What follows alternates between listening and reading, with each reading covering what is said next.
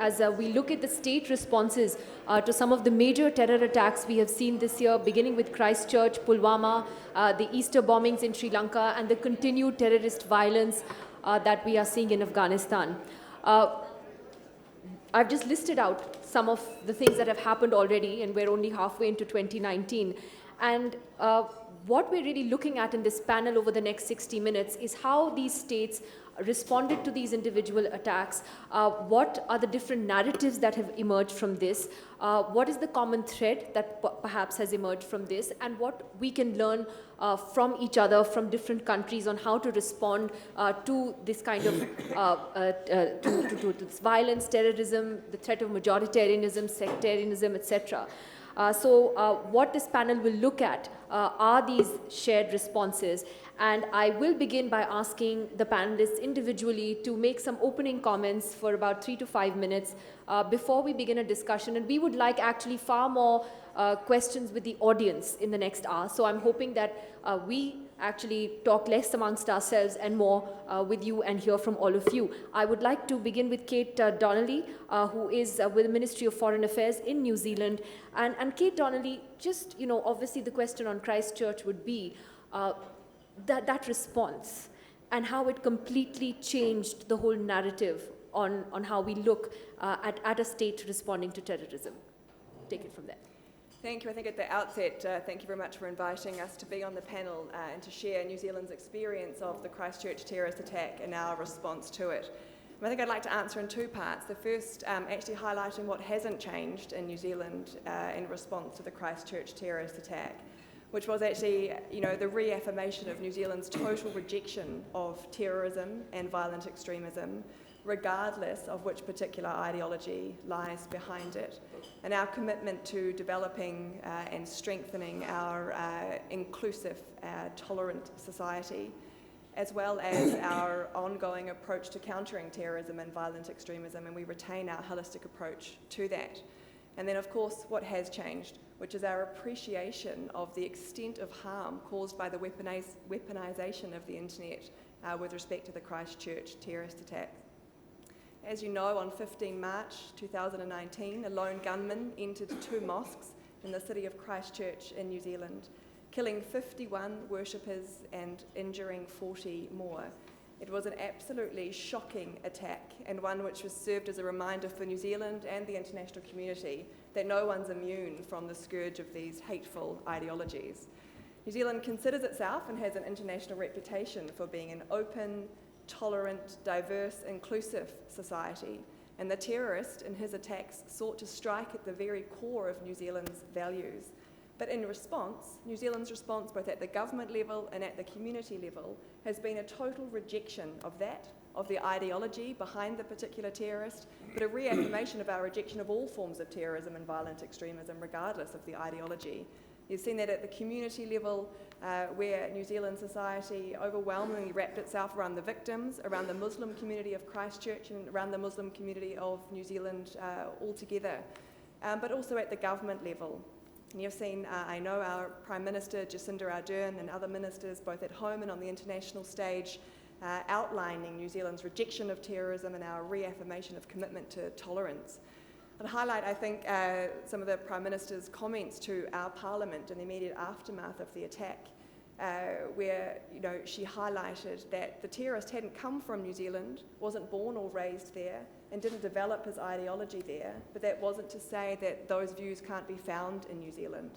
And she really highlighted, the responsibility New Zealanders have and our nation has to identify and reject those forms of hatred and extremism. Powerfully, again, at the National Remembrance Service 2 weeks after the terrorist attacks in Christchurch, she emphasised that New Zealanders couldn't rely or just expect the government on its own to address hatred in New Zealand, but reminded us all of the power that we have individually through our words, our acts, I think, daily acts of kindness, as she referred to demonstrate how inclusive and tolerant we were, and to be clear about our rejection of terrorism.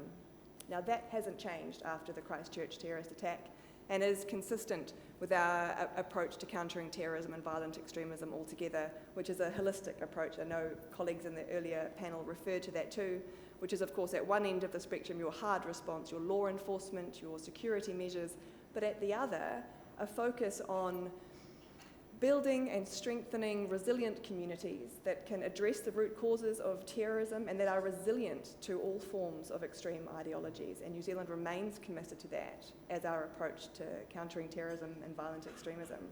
Now, quickly to what has changed, of course, the whole panel, the focus of this conference is on the impact of the terrorist use of the internet and social media platforms to further their own intolerant objectives, and we saw that with Christchurch. The reach was incredible. I mean, the original video went viral because it was designed to go viral, to subvert the social media platforms on which it was shared, and the statistics really are overwhelming. I think the original footage was viewed 4,000 times before it was taken down, and in the first 24 hours alone, Facebook removed the video over 1.5 million times. There was one upload per second to YouTube in the first 24 hours. Twitter removed over 26,000 tweets and identified, I think, 302 unique variants of the video, and it's still in circulation despite best efforts to remove it. And the harm it's caused is very real. For New Zealand, we've established a national mental health line after the Christchurch terrorist attack. It was overwhelmed by calls. In the 2 weeks after the attack, more than 6,000 people called the line to highlight the harm, the trauma suffered after the Christchurch terrorist attack and seeing the video, many of whom saw it unwittingly because of the autoplay function. A further 40,000 text messages received to the helpline, and that's just in New Zealand, and almost half of those received by youth, people under the age of 30. That highlight for the Christchurch community, there was a community already traumatised in 2010 and 11 by massive earthquakes, aftershocks. It was a community already suffering, so the harm has been very real there, and I know it's been very real internationally as well. To the extent of that's really galvanised in New Zealand to join in partnership with other governments, the tech industry, internet companies and civil society to make a difference in the elimination of terrorist and violent extremist content online in a way that doesn't undermine fundamental freedoms, including the very important freedom of expression, but also in a way that doesn't undermine the use of the internet as a force for good. And I'm referring, of course, to the Christchurch call, which, as I know, is the subject of an entirely separate panel, so I won't go into detail, but just to highlight its consistency with New Zealand's approach, which is a holistic one, pulling together the different stakeholders, recognising this is not a problem that New Zealand can legislate alone. It's not one we can legislate only with other governments. It's going to require an approach that sees full implementation by the tech companies with support from civil society. That highlight the Christchurch call, has actions for governments and for the internet companies, but it also identifies that the measures we take online must be matched with our measures in society. And I'm referring, of course, to building and strengthening our communities to be able to resist ideology. Right. Well, I mean, there are obviously huge lessons that other countries can learn from New Zealand's experience, and that's clearly something that has stood out. And Major General Dharshana, who is the head of Counter-Radicalisation with the government of Sri Lanka, one of the criticisms actually of the Sri Lankan response to the Easter bombings was it just an approach that was seen from a purely military point of view? Was enough done to engage civil society and do, in a way, what Kate Donnelly was talking about, the way New Zealand did it? Thank you very much for inviting Sri Lanka to share these our experiences with other countries, because it has become a global issue. As we all know, Sri Lanka had a war for 30 long years with one of the most ruthless terrorist outfit, and in year 2009, Sri Lankan armed forces militarily defeated the LTT, and thereafter for 10 years we had complete peace in our country. And at the time of the Easter bombing, Sri Lanka was the #1 tourist destination. And it was something that we never expected, although our intelligence agencies had the relevant information, the people never expected. And it was a real shock to the whole country.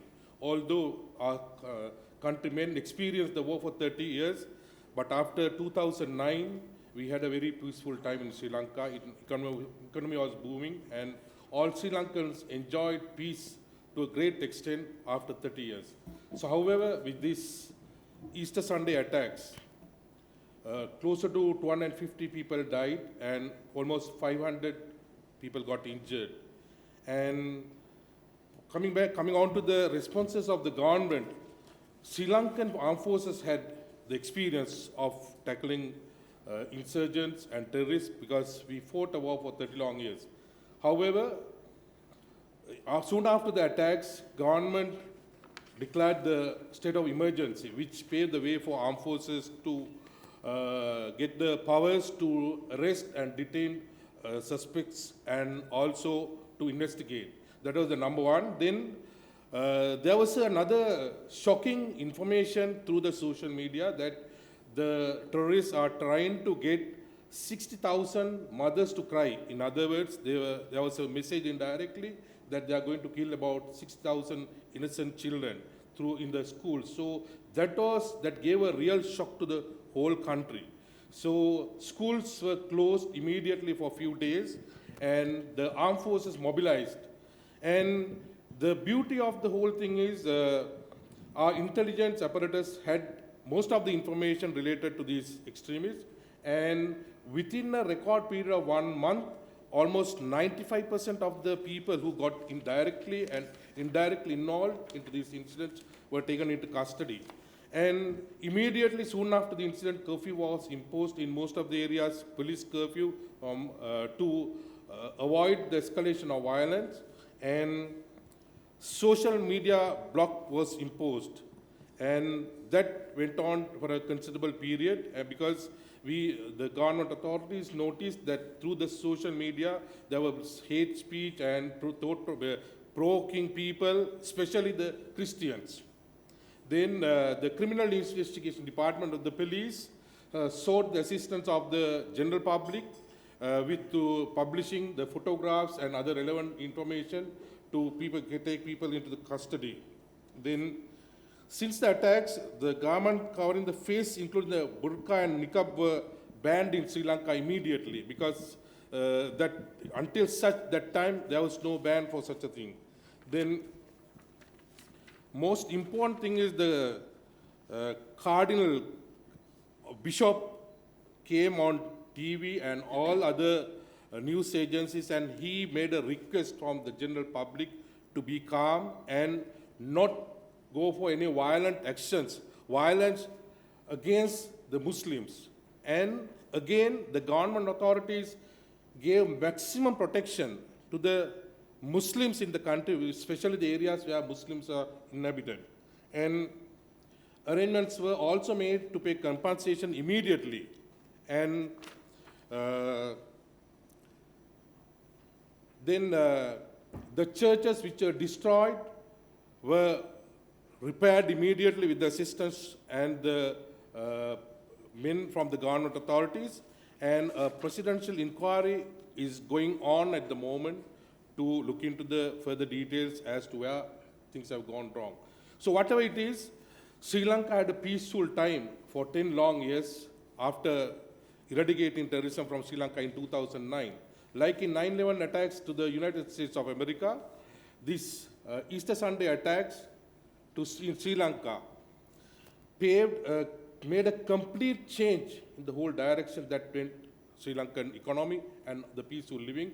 And it was, in other way, it was like a blessing in disguise because it gave us the warning that there is something going on in the country and to be vigilant and take appropriate action now onwards and to continue to arrest people and to be on vigilance until something suitable, some solution is seen. Thank you very much. All right, well, I'd like to call on S.M. Sahai. He's the Additional Secretary in the National Security Council here in India. And Mr. Sahai, you'll have, I'm sure, a lot of questions coming your way later. But first, let me ask you about Pulwama and why you think that was maybe a turning point in the way the state responded to a major terror attack here at home. Well, you see, unlike the situation in New Zealand and Sri Lanka, in India we have been victims of cross-border and state-sponsored terrorism for a very long time. That's whether it was on our northern borders, whether it is on our eastern borders, And now, of course, we find that there's a lot of activity in the southern part. Of course, that's of a very different nature. So, of the very many options that you have got of dealing with such terror attacks which are sponsored not within your own country but from outside, then you have to deal with that situation in the same context. And I think India has been repeatedly showing its will and its intent of taking action in against those elements which are going to propagate terrorism within our country. So this is nothing unusual. It's not something exceptional that India has done. This is a tactic that has been resolved to by other countries in the world. And whereas it is an option for us to protect our own territory and our own people, I think we will show such resolute action in the future as well. So where the issue with regard to action against a sponsoring state is concerned, that we have already demonstrated, there are several other issues which are inherent to our own country. But those are largely grievance-based issues, which have got more of a developmental and, what should I say, political aspect rather than it being an ideological issue. Because India is one country that has been very assimilative right from the beginning, historically so. And in fact, it has been the home of Islam from the day it was conceived. In fact, Islam came to India during the lifetime of the Prophet. Christianity came soon after the death of Christ. One of the apostles visited Kerala. So we have been the cradle of civilization right from the beginning. And it is that ability to assimilate and accommodate that has kept us free from the kind of ideological conflict other countries are seeing. With the population that we have of the size that we do from amongst Muslims, the subscription to Islamic State is minimal. I think at the highest time we could not cross the figure of 100. So there is a certain social and reason why India does not subscribe to the kind of ideological conflict that you see in other parts. For us, our various communities may have adopted another religion, but that does not mean that they are ethnically different from us. And that is an understanding that this country has, and therefore we are very accommodative of each other. You can have conflict. Small issues can come up. These always do in very large societies like the ones that we have. But as such, there is no divisions that people like to believe. In that, I would say that the social media that is talked about, that plays a rather disproportionate role. So things which may not be really in existence can be amplified and shown in a manner through the medium which is not really the picture on ground. Well, I think that's something to talk about in some more detail as well. The last opening comment is from Mariam Wardak from Afghanistan. And Mariam, of course, we're talking to you at a very sort of interesting and a crucial turning point in your country with the peace process and the uptick in violence vis-a-vis the Taliban. Do you think the world has actually become immune to the terrorist violence that we're seeing in Afghanistan? Thank you so much for having me. Allow me to provide a general threat environment in Afghanistan. So the Afghan government currently is fighting 20 terrorist groups that come into 4 distinct categories. So you have the Afghan terrorist groups, you have the Pakistan terrorist groups, you have the regional terrorist groups, and you have the global terrorist groups. We are combating men with guns. Has the world become immune to violence in Afghanistan? The people of Afghanistan have not become immune to violence in Afghanistan. And I believe that the world, or I hope that the world has not become immune to violence in Afghanistan. I know that there are other priorities to people, to the world, within their home and in their region. And then they're followed with seeing how the situation in Afghanistan affects them in their home countries. Regarding the current state that we're in, I think that we need to be very cautious on following the current peace negotiations with the Taliban. And I have a very unique perspective regarding this. One of the questions that was posed is, does the peace deal at any cost mean that the world will turn a blind eye to Taliban sponsorship? I believe absolutely not. I think that it should be used as a tool to hold the Taliban accountable for their actions when they start to share power. versus the current position that they hold as an armed opposition group. The potential to work with the Taliban to fight other terrorist groups in Afghanistan could be effective to all of us in the region and in the world. Why do I have this perspective? I want to provide a little background. In last year's Eid ceasefire, we estimated approximately from 30 to 40,000 foot soldiers coming into the city. And when they came into the cities, they took selfies with women, female journalists. They enjoyed ice cream. They danced to music. They were at the national park having a picnic, smiling and enjoying. Why was this? One of the observations that we made, that many of them were below the age of 30. There is a generation transition happening and taking place. It is not the Taliban of the 1990s. Just like there's a generation transition currently taking in the government, there's also a generation transition taking place in Afghanistan within the Taliban. They were a very impressionable society. They were eager for reintegration.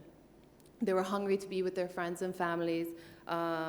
They wanted to end war, and one of the main things that I noticed about them is that they all held a Facebook account. So they were posting their own selfies, which I found later that the leadership then held them accountable with certain violent behaviors. I know one of the men who took a picture with the Afghan National Defense Security Forces in Badakhshan was then later killed by his leader in that province. So I just wanted to provide this dynamic, which then later I'll go into how the current state is engaging with terrorism in Afghanistan, and my recommendations to people in the nations in the region and the world community as a whole. All right, well, first my questions and then I'll open it to the audience. So Katy, Donnelly, I'll begin with you. That ultimately, is it about the identity of the attackers that shapes the way that governments respond to an attack? And you know, we saw what happened, for instance, in the United States just a few days ago. We're still fighting about definitions of how to sort of label them as is it white supremacists, is it terrorists, etc. But ultimately, does it come down to the identity of the attackers?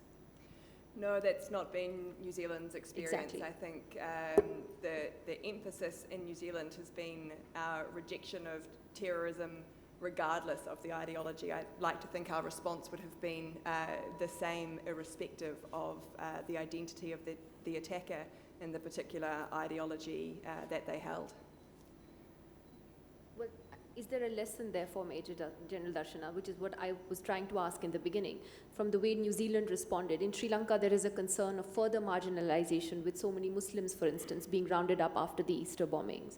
So is that counterproductive in the long run? Definitely.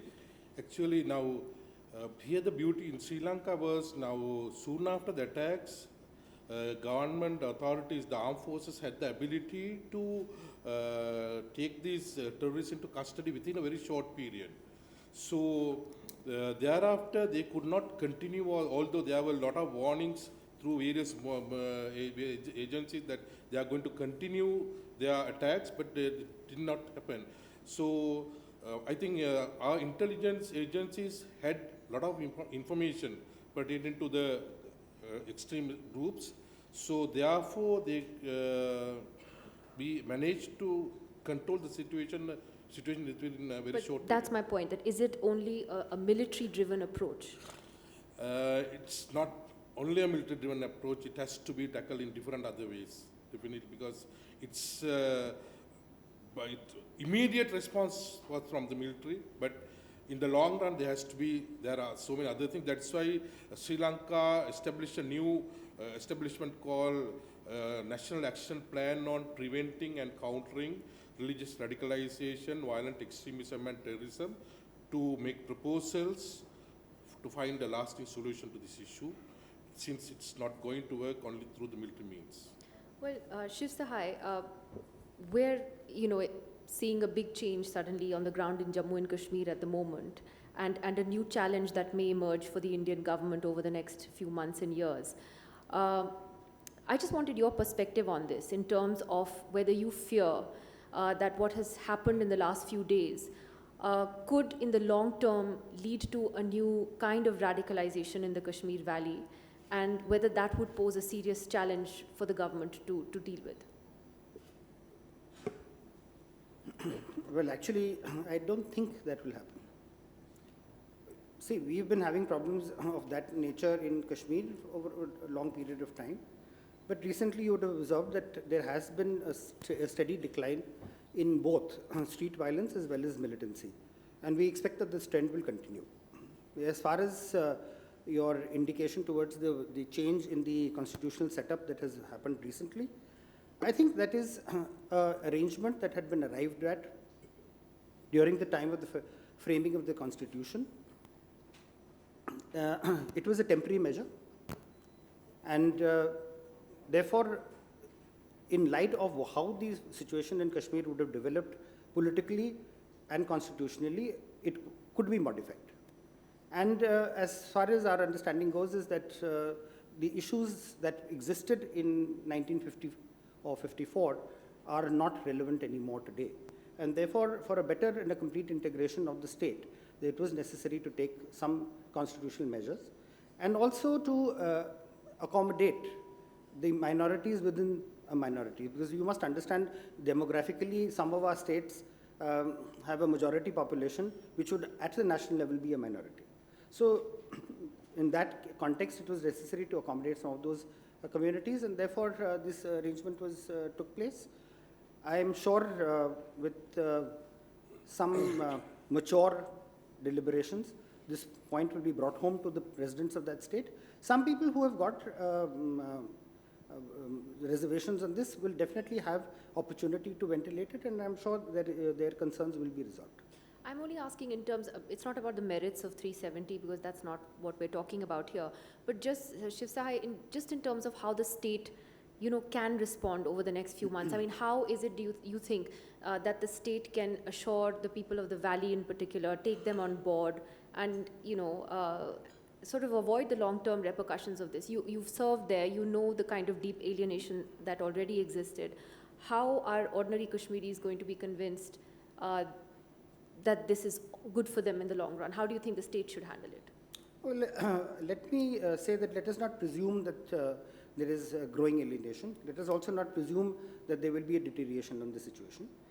As I said, that there was an improvement all around in the situation with respect to either street violence or to the militancy, and we do expect the trend to continue, because as I said, that there may be some anxiety on what has happened, but with mature deliberation that can be overcome, and we expect that it will be overcome once all the stakeholders are engaged in this debate, and that process will start shortly.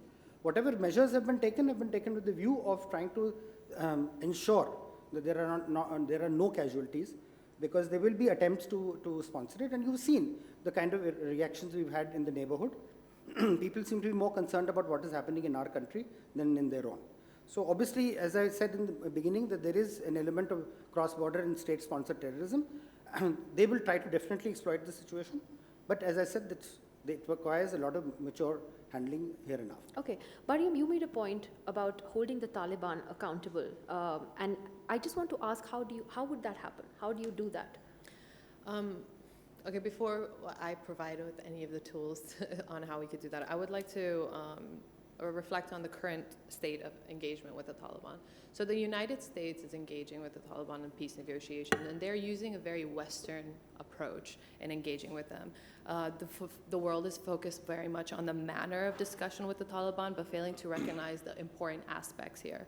A recommendation that I've shared across the board with all stakeholders in regards to the current peace negotiation, which is mostly on halt because the interpretation of Islam. The Taliban are saying that this is not the correct interpretation. The government saying, well, who is going to be able to say that, which interpretation is correct? And I'm extremely disappointed with the current government when they have not been able to provide a delegation with Islamic scholars to be able to counter these narratives or to be able to provide a proper interpretation to the Taliban. How can you have a discussion on interpretation when nobody finds a scholar, Islamic scholar at the table? You can argue that the Taliban are not Islamic scholars, and the Taliban are arguing that the government are not Islamic scholars. So why don't we bring these Islamic scholars? And of course the United States will not take this approach. They're just providing that engagement arena for us. And I find that all of you policymakers that are in this room should start pushing for this. I'm sorry, I'm going to continue a little bit. There's one recommendation that I also have for India's role. India has non-officially shared the table with the Taliban in Moscow. President Karzai in the last few years has said, if India wants to talk to the Taliban as a part of the Afghan people and mediate, it can. India is a friend of Afghanistan or the Afghan people. The Taliban are Afghans. So India is in contact with the government of Afghanistan. India is in contact with other Afghan social groups. Why not the Taliban?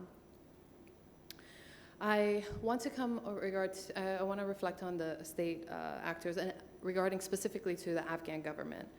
I find that the world, we in our own countries are policing our nation, but we are not policing the world community as a whole. And we need to start holding governments accountable for the actions that they are not taking. One, why is the Afghan government delaying peace? Why was this not a priority from the beginning of the Ghani administration or Karzai administration? Why are we inappropriately prioritizing what's important? Why is the world accepting superficial progress? You do realize that there is a makeup put on many of the issues. We are not addressing any of the core issues. Why are we not being proactive? Thank you. All right, well, we'd like to open this up to the audience now because we've got just under half an hour and I'm sure there are a lot of questions. My only request is if you could please raise your hand and we could bring the mic to you. You can address the questions to any of the panelists. So, can we get a mic up front for General Ashok Mehta?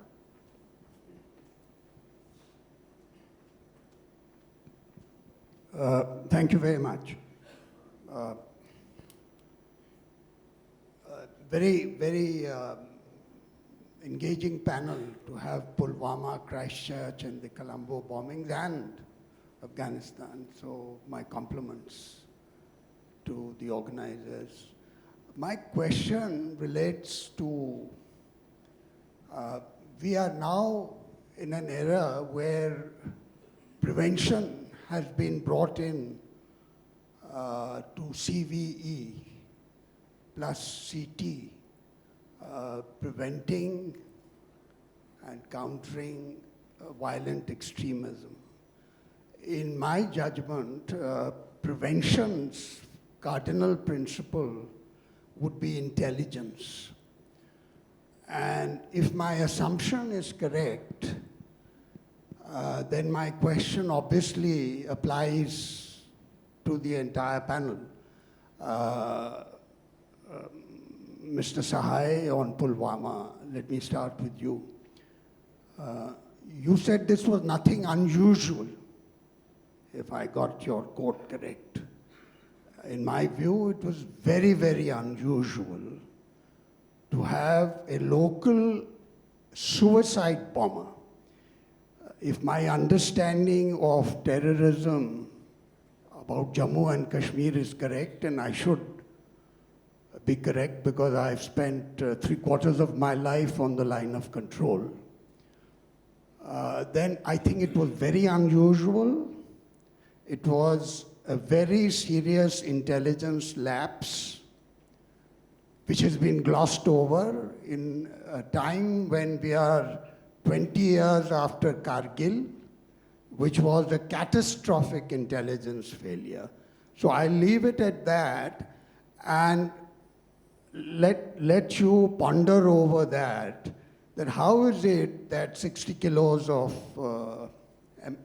RDX was able to be brought in, and how, for the first time in my knowledge, that you had a local suicide bomber. We've had Fidayeen attacks, but we haven't had a suicide bomber in Jammu and Kashmir, a classic suicide bomber. Katy, I don't know, because this is a stray dog or a lone wolf incident, so I don't know whether any intelligence would apply, but you might like to say something on intelligence general. I believe in the case of the Easter Sunday bombings, there was a lot of information stroke intelligence available. And, but surprisingly, that intelligence or information did not trickle down. So would you be able to tell us, because perhaps this was avoidable, I'm not sure, but since you are part of this, you might be able to tell us. And would you also tell us whether this attack was a response to Christchurch? If it was, then the organization of this attack, I mean, it's 3 months time. I don't think it would have been possible to do it in 3 months' time. And therefore, again, in my judgment, in fact, this conference started this morning with reference to a response to Christchurch. I don't believe it was a response to Christchurch. Okay, you so might correct. we can get them to individually answer the questions you've raised on each of the attacks. Sahai, you want to go first? And if, since Okay. the lady, Mariam, what is your forecast or what is your gut feeling about this peace process? Will we have this deal by 1st September? Will the presidential elections be held on 28th September? If the answer is negative to both, then what? Thank you. Sahai. Well, actually, this word intelligence failure has been very intriguing. It's always intrigued me as a professional. Because intelligence is actually a very privileged communication that takes place between the people who are in the community. Now, it's very difficult to understand whether there was an intelligence failure or not. See, if it was possible for any state apparatus, whether in this country or in any other country, because everybody says that even 9/11 was a colossal intelligence failure. So what happens? Basically, the terrorist has to be lucky one time, and you have to be lucky every time. So that one time lucky he is going to get, and that is what the whole issue is about. That when you have these kind of conflicts coming up, this kind of attacks coming up, they will be repeated attempts. And you will repeatedly try to foil them. There will be an odd chance when he will be able to get through. And that is when you have an incident taking place. Of course, you have to learn and better it so that the gap between one attack and the other only increases till such time as you can finish it off. So this is a part of an ongoing process. Now, the issue remains is that in these particular incidents, whether there was an intelligence failure or not would only be known between the intelligence community who may have provided the information or the people who were executing it. Sometimes there can be tactical failures as well. Sometimes there can be an attempt that you may not be able to stop. For example, the issue about suicide attacks, the Fedayeen as they say. Now, when a Fedayeen comes in for an attack in a frontal mode, he is prepared for that attrition. So these things have changed the dynamics of the tactical part of it. I'm not holding a brief about intelligence failure, but I'm just trying to say is that intelligence is a very difficult game because repeated attempts will be made and he has to be one-time lucky. Go ahead. Thank you. You're right, it was a lone wolf attack in New Zealand, but I would highlight one of the government's responses has been to institute a Royal Commission of Inquiry into the attacks and New Zealand's response. An important part of that is on, what we did know, what we should have known or could have known, with a focus on ensuring it can never happen again in New Zealand. But I would like to highlight, I think for us, intelligence is obviously a very important part of prevention, particularly of preventing, a specific attack. But I think what we've tried to highlight here in my engagement on this panel is sort of the prevention, a broader prevention strategy. So your prevention of, the spread of extremist ideologies, that's your inclusive, resilient communities piece, addressing the underlying drivers of terrorism, which are just as important. And for us also, ensuring the tools aren't available. So another part of the New Zealand government's response has been gun reform. So within 72 hours, our Cabinet took in principle approval to reform New Zealand's gun laws to completely prohibit the types of semi-automatic assault rifles that were used in the attack. And of course, the Christchurch call is another important part of prevention, ensuring that terrorists and violent extremists aren't able to use the internet and social media as platforms to achieve their objectives. So that's part of that broader piece. And quickly, if I may, specifically regarding the alleged link between the Christchurch shooting and the Easter Sunday bombings in Sri Lanka, certainly New Zealand's seen no credible evidence suggesting a link, and the nature of the attack in Sri Lanka certainly suggests it would have been planned long before the Christchurch attack. Thank you. General Dharshana. So as you know, in Sri Lanka, we had this issue for 30 long years, and we were used to, the armed forces especially used to this type of information and intelligence. But to be very honest, on this particular issue, there had been certain information intelligence, and there had been certain lapses. So a presidential inquiry is going on, so I think it's not ethical to make comment. There is an inquiry going on to find out more details as to who is responsible on this particular thing. There had been intelligence saying that there is an imminent threat. Thank you, sir. Although he did also ask whether you see a link between this and Christchurch. Was this a response to Christchurch? Your government went on record saying that there was. New Zealand is on record saying that there isn't. Sorry, I couldn't get you. A link between the Easter bombings and Christchurch. Here? I said your government went on record saying that there is a link. New Zealand is saying there's so not. Still the investigations are going on and inquiries going on. So I think it's better, I don't want to make a comment on. Okay. Mariam. I would like to make comments regarding the intelligence and then go into the following questions. Unfortunately, our National Defense Directorate of Security has many intelligent failures. The attack in our green zone, which killed, I think, 400 people. Later, we found that there was an information lap, and that had much to do with the lack of a chain of command and the trust within the system. I don't know what has been done to take more measures to unite the intelligence institutions, but that was a great disappointment. The momentum for the peace deal.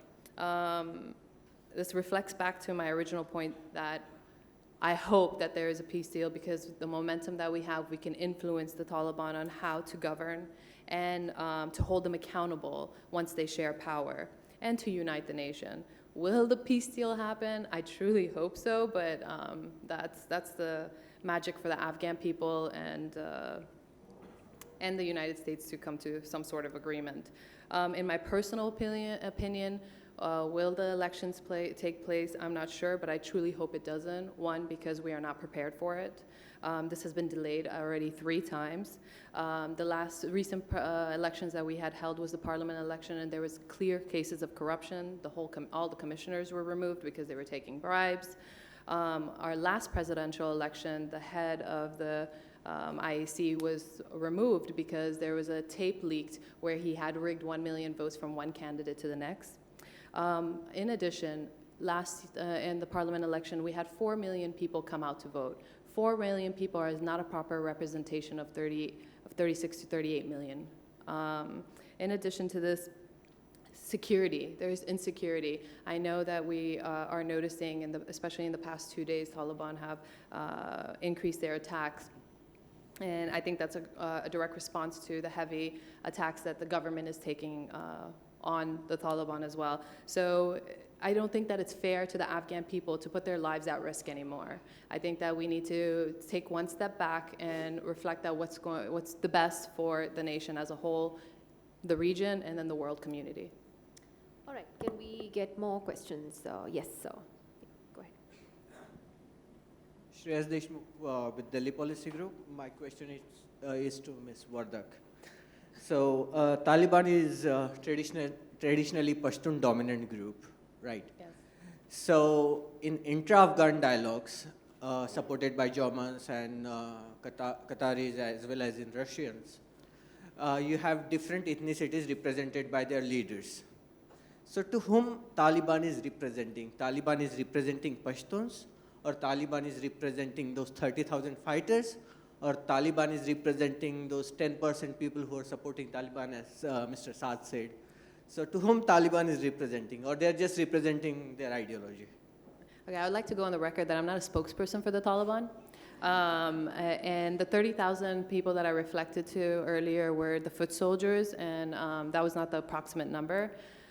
The Taliban that are attending these from the Qatar office, they are representing the group, the Taliban. And yes, they're predominantly Pashtun, but there are other ethnicities that are taking place, that are within that group. This is an intra-Afghan dialogue, and I don't want to focus very much on the ethnic division. I think the reason for us focus, due to the past, we focus so much on ethnic division. That is why there's such a huge issue and a gap that the world keeps filling in and stops us from uniting. The less we focus on ethnicities and the more we focus on uniting as Afghan people, it will be safer for the world and the region as a whole. Okay, I saw a hand up. Yeah, go ahead. The mic's coming to you. Do you have 4 questions or? No, I or have 2? exactly one. I'm sneaking in the previous session's question into this one because it's equally, if not more, relevant. And I'm addressing it to Mr. Sahai, which is simply this. Is there a recognition within the government of India? This is generally applicable to all states. States, when the state itself is violent or uses harsh measures, such as what we see in Kashmir today, in justification for whatever else it wants to do, when the state itself is inhuman in its treatment, in countering problems to do with extremism, is there a recognition and a realization within government that it actually delegitimizes the steps that the state itself takes to regulate violent extremism? Because who will then believe the state anymore when the people themselves are being repressed and muzzled so much?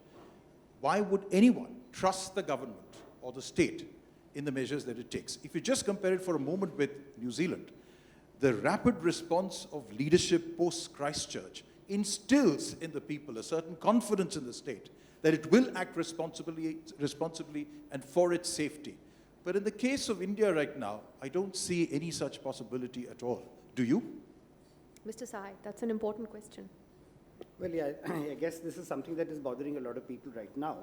But you see, the state has always got very difficult choices to make. And when you are making a when you have confronted with difficult choices, one of them, of course, is whether to, in the name of liberty, allow elements to inflict violence on other people and on the state itself, or whether you use restrictive measures for a period of time to ensure that that is not possible. Now, it's open to interpretation whether you see that as a measure to ameliorate the situation and to help sustain peace, or do you want to use it as, see it as an act of repression? But this is not true only for what you're currently seeing in the state of Jammu and Kashmir. You have had to resolve to these restrictions across the country. And the state does need to do it, whether in many situations. India has got, for example, an issue with regard to various kinds of conflict on communal lines, on ethnic lines, on regional lines. And very often we have had to resort to imposing restrictions of varying degrees to ensure that a minority of disgruntled elements do not create the kind of problems that could lead to a larger amplification of the problem. So this is not a punitive measure, a harsh measure that the state is taking.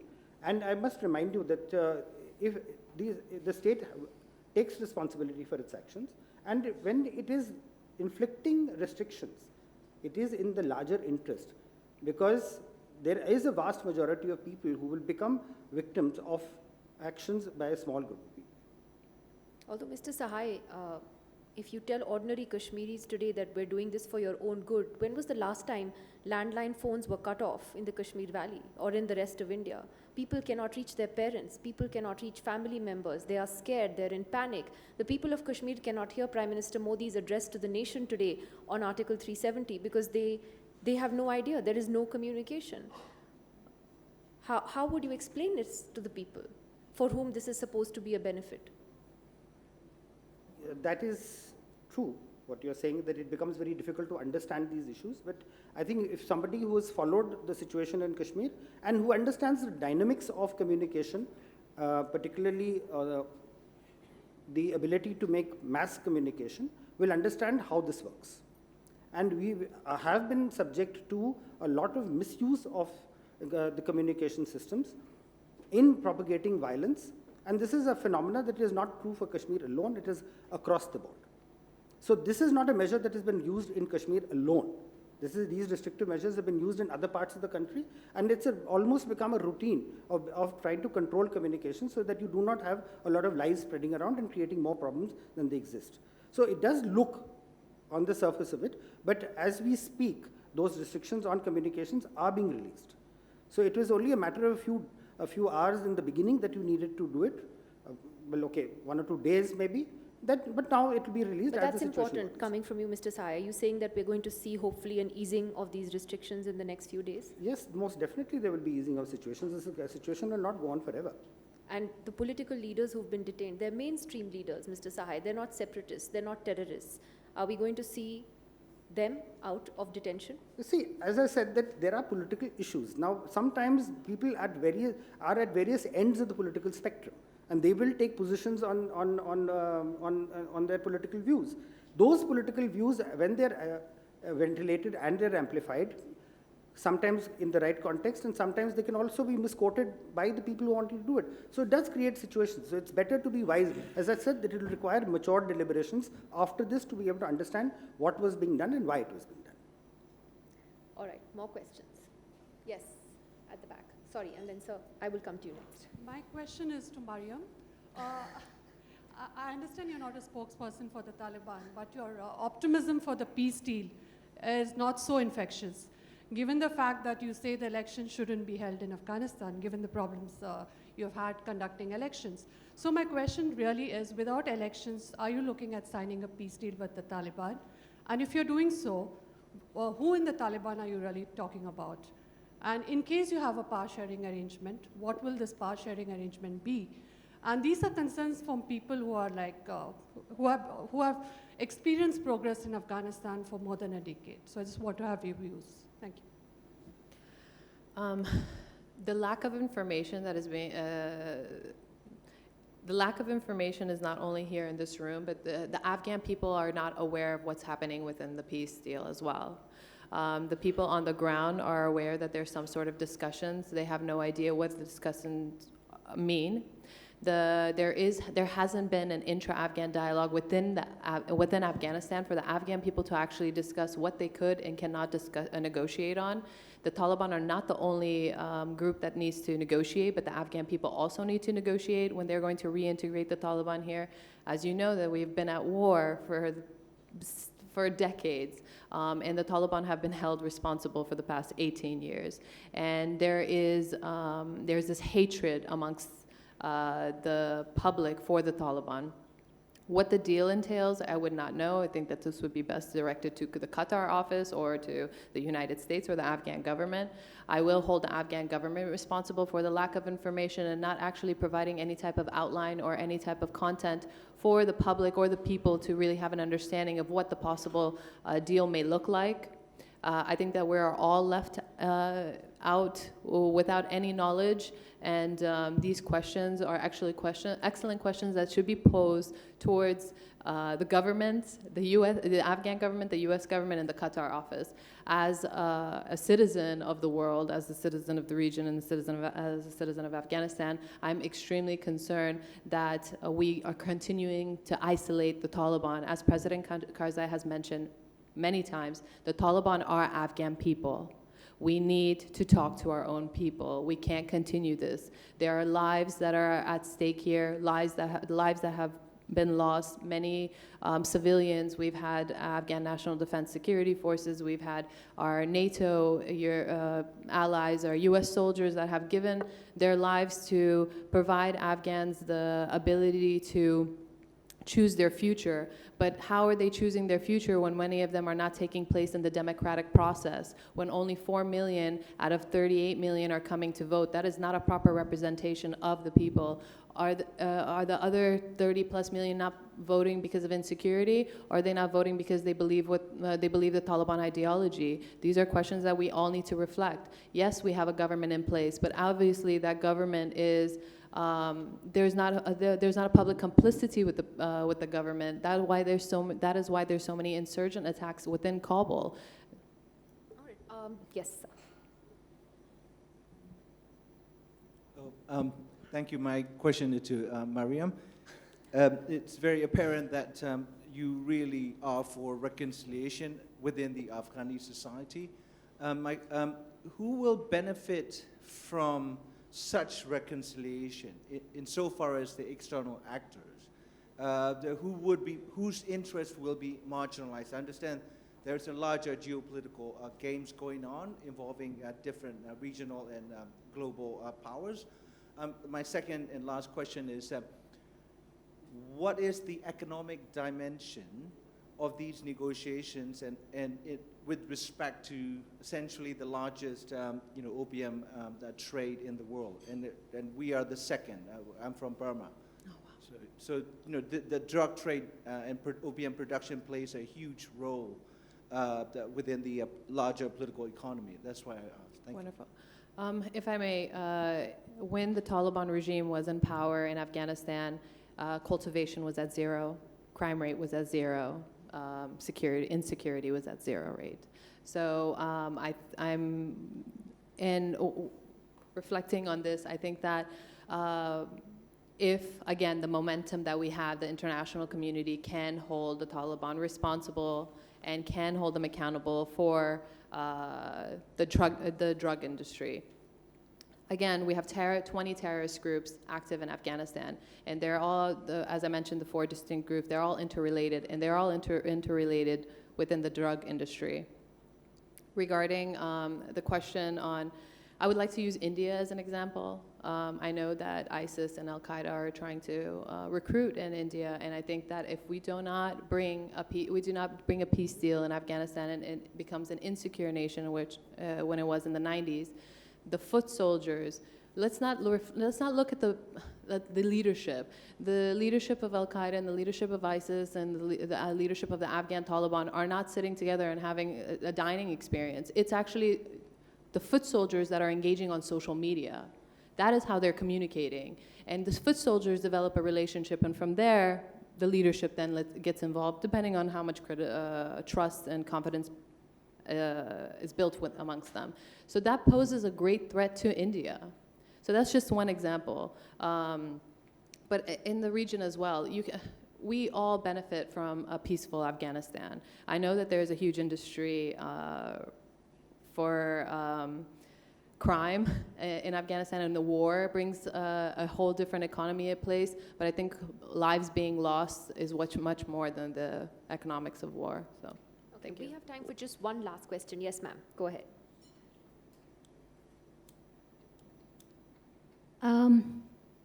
Mr. Sahai, it's very reassuring to hear, as you said, that in a couple of days, maybe in a few hours perhaps, that there will be a rollback on the restrictions. You said in the beginning that, and you said it optimistically, in an optimism that I share with you, that in India, we do not subscribe to the ideology of Islamic radicalism. There are barely 100. Do you think, after what has happened, and particularly given the blackout and the terror that blackout creates, information blackout creates, that optimism is something that you would reiterate?